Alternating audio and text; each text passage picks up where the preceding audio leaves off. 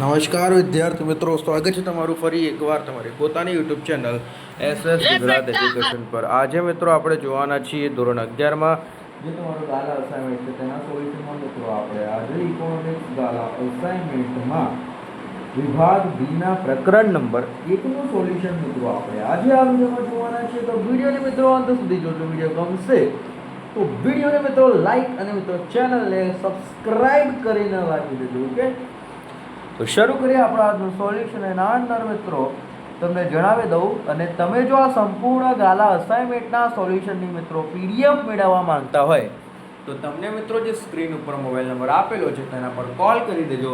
સંપૂર્ણ ગાલા અસાઇનમેન્ટના સોલ્યુશનની PDF મિત્રો તમને માત્ર 150 રૂપિયામાં મળી જવાની છે. તો ફટાફટ મિત્રો કોલ કરીને સંપૂર્ણ ગાલા અસાઇનમેન્ટના સોલ્યુશનની PDF મેળવી લેજો. ઓકે, તો શરૂ કરીએ મિત્રો આપણું આજનું સોલ્યુશન. ઓકે, તમારો પહેલા નંબરનો પ્રશ્ન છે, એકમલક્ષી અર્થશાસ્ત્રના અને સમગ્રલક્ષી અર્થશાસ્ત્રના વચ્ચેનો તફાવત સ્પષ્ટ કરો. ઓકે, એકમલક્ષી અર્થશાસ્ત્ર અને સમગ્રલક્ષી અર્થશાસ્ત્રનો તફાવત તમારે સ્પષ્ટ કરવાનો છે. તો જોઈશું મિત્રો એના અંદર છે એકમલક્ષી અર્થશાસ્ત્ર અને સમગ્રલક્ષી. તો કે પહેલું, જે અભ્યાસમાં અર્થશાસ્ત્રના એકમોનો અભ્યાસ થાય છે તેને એકમલક્ષી અર્થશાસ્ત્ર કહે છે, અને જે અભ્યાસમાં અર્થશાસ્ત્રના સમગ્ર ક્ષેત્રનો અભ્યાસ થાય છે તેને સમગ્રલક્ષી અર્થશાસ્ત્ર કહે છે. વસ્તુની કિંમત, પેઢીની સમતુલા, શ્રમિક, સીમાંત, ઉત્પાદક વગેરે બાબતોનો અભ્યાસ એકમલક્ષી અર્થશાસ્ત્ર છે. અને બીજી તરફ છે કે કુલ રોજગારી, રાષ્ટ્રીય આવક, વસ્તી ભાવ સપાટીનું નિર્ધારણ, રોજગારી, ગરીબી વગેરે પ્રમાણનો અભ્યાસ સમગ્રલક્ષી અર્થશાસ્ત્ર છે. પછી ત્રીજું છે એકમલક્ષી અર્થશાસ્ત્ર ગ્રાહક, પેઢી, શ્રમિક જેવા આર્થિક એકમોનો નિર્ણય કરવા મદદરૂપ થાય છે, તેમજ માનવીના આર્થિક વર્તનને સમજવામાં ઉપયોગી છે. સમગ્રલક્ષી અર્થશાસ્ત્રના સરકારને આર્થિક નીતિ ઘડવામાં અને આર્થિક સંસ્થાઓને નિર્ણયો લેવામાં મદદ કરે છે. ચોથું છે એકમલક્ષી અભ્યાસ પરથી સમગ્રલક્ષી નીતિ નક્કી કરી શકાય છે, અને સમગ્રલક્ષી નીતિના મદદથી આર્થિક એકમ પર પડેલી અસરોનો અભ્યાસ કરી શકાય છે. ત્યારબાદ અર્થશાસ્ત્રમાં આંકડાકીય માહિતીનું મહત્વ,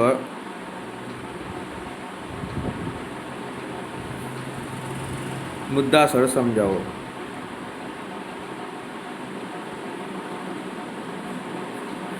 અર્થશાસ્ત્રમાં આંકડાકીય માહિતીનું મહત્વ, મુદ્દાસર સમજાવો.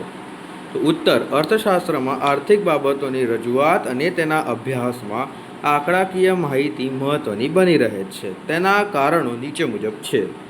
પહેલું, આર્થિક સિદ્ધાંતની વિશ્વસનીયતા વધારવામાં આર્થિક સિદ્ધાંત બે આર્થિક ચલણો વચ્ચે કાર્યકારણનો સંબંધ દર્શાવે છે, અને આ સિદ્ધાંત રજૂ કરવામાં, સમજવા અને વ્યવહારમાં ચકાસવા અને તેની વિશ્વસનીયતા જાણવા આર્થિક બાબતોની આંકડાકીય માહિતી મહત્વની છે. જેમ કે કઈ કિંમત અને માંગ વચ્ચે સંબંધ આંકડાકીય આધાર સાથે રજૂ થાય છે તો તેને સ્પષ્ટ અને આધારભૂત બને છે, તેમજ વ્યવહારમાં સિદ્ધાંતની યથા ચકાસી શકાય છે. આર્થિક સિદ્ધાંતની વિશ્વસનીયતા વધારવા આર્થિક સિદ્ધાંતો બે આર્થિક ચલણો વચ્ચે કાર્યકારણનો સંબંધ દર્શાવે છે.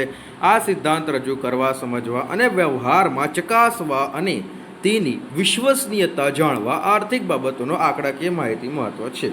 જેમ કે કિંમત અને માંગ વચ્ચે સંબંધ આંકડાકીય આધાર સાથે રજૂ થાય છે તો તે સ્પષ્ટ અને આધારભૂત બને છે, તેમજ વ્યવહારમાં સિદ્ધાંતની યથાર્થ ચકાસણી શકાય છે. બીજું છે અર્થતંત્રની સ્થિતિ અને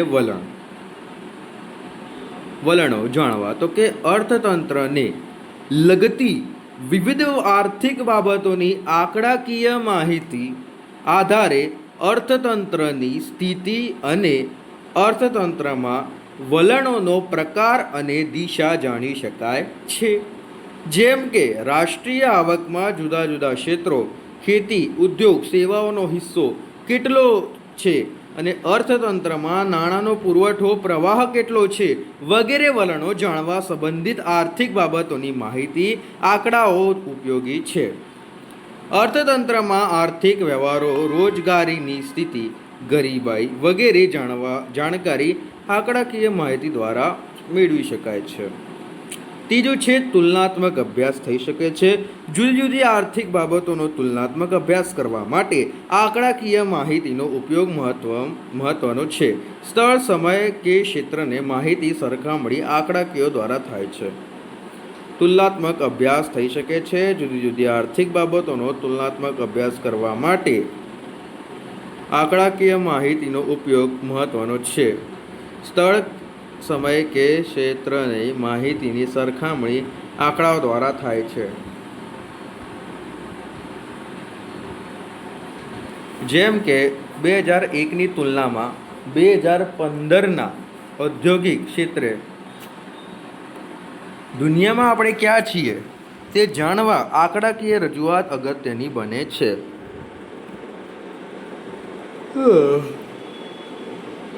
આગળ જોઈશું. ચોથા નંબરનું છે સાપેક્ષ રજૂઆત માટે વિવિધ આંકડાકીય બાબતોની માહિતી સાપેક્ષ રીતે તેમજ સરળ અને ઝડપી સમજી શકાય છે અને તે સ્વરૂપે રજૂ કરવા તેમની આંકડાકીય માહિતી આકૃતિ અને આલેખ દ્વારા દર્શાવવામાં આવે છે. સાપેક્ષ રજૂઆત માટે વિવિધ આંકડાકીય બાબતોની માહિતી સાપેક્ષ રીતે તેમજ સરળ અને ઝડપી સમજી શકાય છે તે સ્વરૂપે રજૂ કરવા તેમની આંકડાકીય માહિતી આકૃતિ અને આલેખ દ્વારા દર્શાવવામાં આવે છે.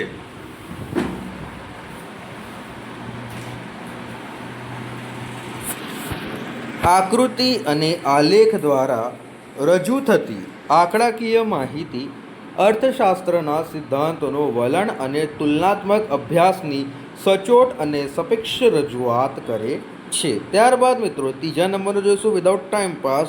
અર્થશાસ્ત્ર અંગેના ભારતીય ચિંતનની માહિતી આપો. તો ભારતીય તત્વચિંતનમાં ધર્મ, અર્થ, કામ, મોક્ષ આ ચાર માનવ જીવનના મુખ્ય ઉપદેશ છે, જેમાં અર્થ માટે કરવામાં આવતી પ્રવૃત્તિ સાથે અર્થતંત્ર સંબંધિત છે. કશુંક મેળવવાની અપેક્ષા સાથે થતી પ્રવૃત્તિ એ અર્થપૂર્ણ પ્રવૃત્તિ છે. માનવીની અર્થપૂર્ણ પ્રવૃત્તિ દ્વારા જીવન નિર્વાહ અને ભૌતિક સુખની પ્રાપ્તિ માટે અર્થભોજન કરે છે. 2500 વર્ષ કૌટિલ્યએ અર્થશાસ્ત્ર સાથે સંબંધિત છે અને તેવી માનવીની આર્થિક વૃત્તિ માટે તન રજૂ કર્યો છે.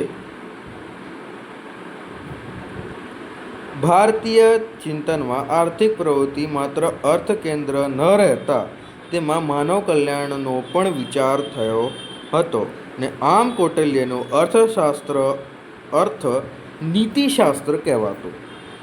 કૌટિલ્યએ રાજાશાહી રાજ્ય વ્યવસ્થા અને કૃષિ પ્રધાન અર્થવ્યવસ્થાને ધ્યાનમાં રાખીને અર્થશાસ્ત્રની રજૂઆત કરી હતી. ઓકે, ત્યારબાદ મિત્રો ચોથા નંબરનો પ્રશ્ન જોઈશું અને એ ચોથા નંબરના પ્રશ્નને જોતા પહેલાં મિત્રો તમે જો આ સંપૂર્ણ ગાલા અસાઇનમેન્ટના સોલ્યુશનની મિત્રો PDF મેળવવા માંગતા હોય તો તમને જે મિત્રો સ્ક્રીન ઉપર મોબાઈલ નંબર આપેલો છે તેના પર કોલ કરી દેજો.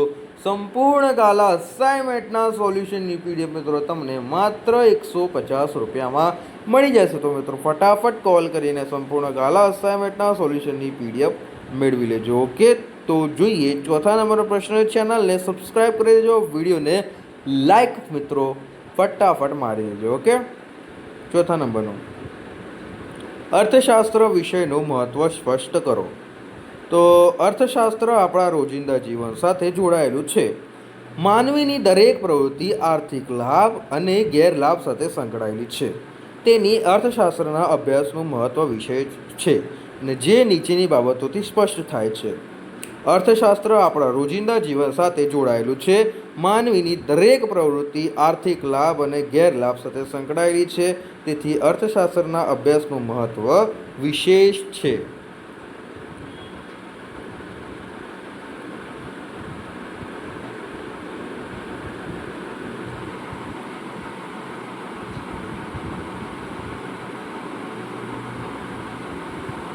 જે નીચેની બાબતોથી સ્પષ્ટ થાય છે.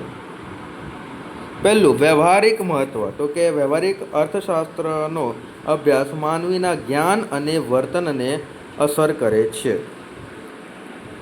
તો આંતરરાષ્ટ્રીય ઘટનાઓની સમજ.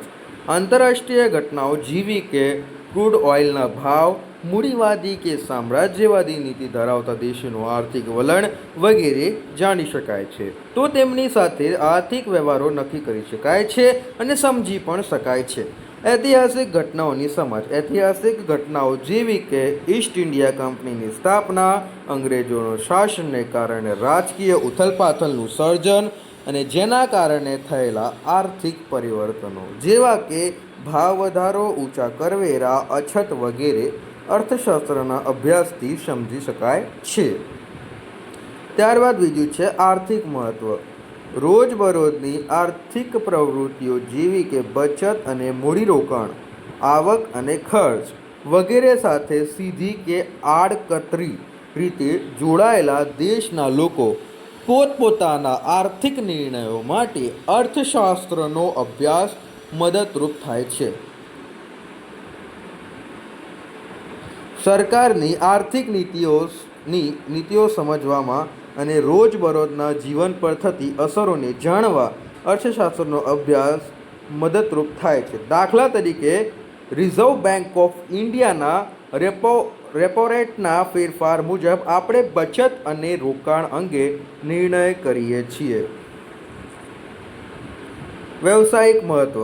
અર્થશાસ્ત્ર મૂળભૂત રીતે આર્થિક નિર્ણયો કરવામાં મદદરૂપ થતું શાસ્ત્ર, તેથી તેનું વ્યવહારિક મહત્વ પણ છે. આર્થિક જગતમાં માનવી ગ્રાહક, ઉત્પાદક અને શ્રમિક તરીકે કામ કરે છે અને આ ત્રણેય સ્વરૂપમાં માનવીને ન્યૂનતમ ખર્ચે અધિકતમ લાભ મેળવવામાં અર્થશાસ્ત્રના સિદ્ધાંતો મદદ કરે છે. વ્યવસાય સાથે જોડાયેલી બાબતો જેવી કે આવક અને ખર્ચ, માંગ અને પુરવઠો, વસ્તુ કે સેવાની કિંમત નિર્ધારણ, સાધનો તથા કાચા માલના ખરીદ વેચાણ, અને શ્રમિક કે કર્મચારીઓના વેતન નક્કી કરવામાં વગેરે બાબતોમાં નિર્ણય લેવામાં અર્થશાસ્ત્રનો અભ્યાસ મદદરૂપ થાય છે. તો ત્યારબાદ છે વ્યવસાય સાથે જોડાયેલી બાબતો જેવી કે આવક અને ખર્ચ, માંગ અને પુરવઠો, વસ્તુ કે સેવાના કિંમત નિર્ધારણના સાધનો તથા કાચા માલની ખરીદી વેચાણ, શ્રમિક કે કર્મચારીઓના વેતન નક્કી કરવા વગેરે બાબતોનો નિર્ણય લેવા અર્થશાસ્ત્રનો અભ્યાસ મદદરૂપ થાય છે. ત્યારબાદ મિત્રો 5મા નંબરનો પ્રશ્ન જોઈશું. ટૂંક નોંધ લખો. વૃત્તાંશ આવૃત્તિ. વૃત્તાંશ આવૃત્તિને ટૂંક નોંધ લખવાની છે. આપેલ આર્થિક માહિતીના જુદા જુદા વિભાગોની માહિતી તુલનાત્મક આસ કરવામાં આવે છે અને વૃત્તાંશ આકૃતિ દોરવામાં આવે છે. યોગ્ય ત્રિજ્યાથી દોરેલ વર્તુળ એ કુલ માહિતી છે અને તે જુદા જુદા વિભાગ મુજબ વિભાજિત કરવામાં આવે છે. ત્યારે વૃત્તાંશ આકૃતિ બને છે. વૃત્તાંશ એટલે વર્તુળનો અંશ. વર્તુળના કેન્દ્રના 360 અંશ છે અને તેના સંદર્ભમાં જુદા જુદા વિભાગોની માહિતી અંશ નક્કી કરી કેન્દ્રથી વર્તુળને વિભાજિત કરવામાં આવે છે. જુદા જુદા વૃત્તાંશની માહિતી તુલનાત્મક અભ્યાસ સરળતાથી કરી માહિતીનું વિશ્લેષણ કરવામાં આવે છે.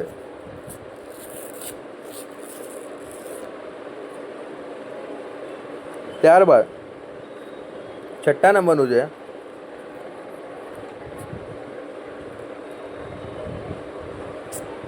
બે મિનિટ પહેલા આઈસ્ક્રીમ ખાઈ લઉં.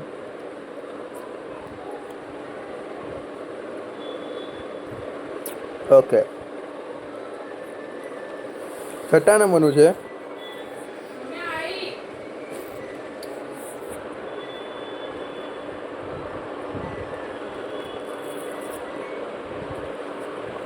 ઓકે, આંકડાકીય માહિતીને સાપેક્ષમાં રજૂ કરવા માટે આકૃતિ અને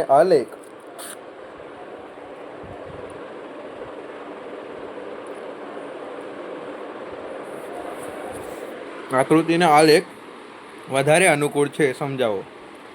તો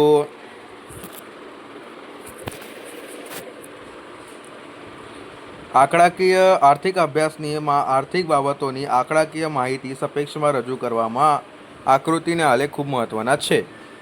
અર્થતંત્રમાં ઉપયોગમાં લેવાતી આર્થિક બાબતો ઘણી આંકડાકીય માહિતી આકૃતિ કે આલેખથી સામાન્ય માણસે ઝડપીથી સમજી શકે છે અને બીજાને સમજાવી શકે છે.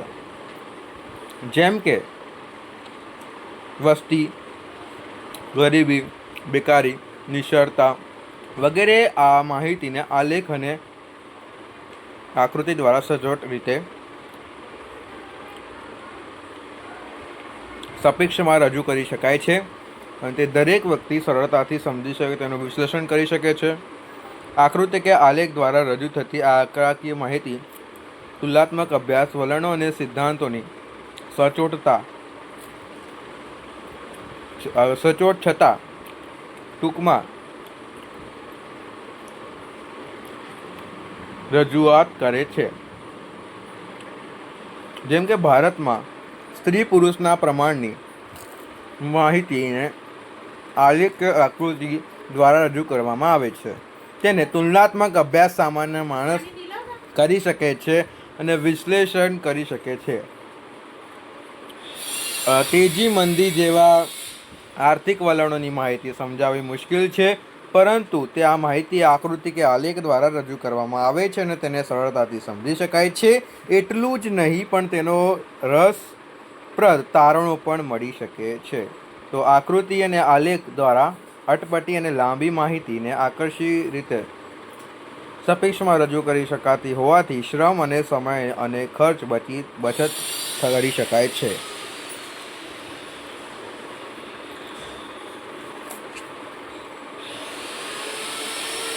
આર્થિક અભ્યાસમાં આવતી લાંબી વર્ણનાત્મક માહિતીને સમજી શકાય અને તેને ટૂંકમાં રજૂઆત આલેખ આકૃતિની પદ્ધતિ ખૂબ જ અસરકારક છે. એના અંદર મિત્રો આવશે આર્થિક અભ્યાસ લાંબી વર્ણનાત્મક માહિતીને સમજી શકાય છે અને ટૂંકમાં રજૂ કરવા આલેખ કે આકૃતિ પદ્ધતિ ખૂબ જ અસરકારક છે. આર્થિક સમસ્યા વિશ્લેષણમાં તેમજ આર્થિક સિદ્ધાંતો સમજવા સંબંધિત આંકડાકીય માહિતીને સાપેક્ષમાં દર્શાવવા આકૃતિ અને આલેખ વધારે અનુકૂળ છે. આકૃતિ કે આલેખ માહિતીને પ્રથમદર્શીય સમજૂતી આપે છે. તેથી આંકડાકીય માહિતીને સાપેક્ષમાં રજૂ કરવા માટે આકૃતિના આલેખ વધારે અનુકૂળ છે. આથી આપણો વિડીયો પૂરો થાય છે. વિડીયો ગમે તો વિડીયો લાઈક, ચેનલ સબસ્ક્રાઈબ કરી દો અને જો તમે વિડીયો ગમે ઓકે અને પીડીએફ માટે કોલ કરી દીધો. સંપૂર્ણ ગાલા સમેટા સોલ્યુશનની પીડીએફ મિત્રો તમને માત્ર 150 રૂપિયા મળી જવાની છે. તો ફટાફટ કોલ કરીને સંપૂર્ણ ગાલા સમેટા સોલ્યુશનની પીડીએફ મેળવી લેજો. ઓકે, મળીએ નેક્સ્ટ વિડીયોમાં.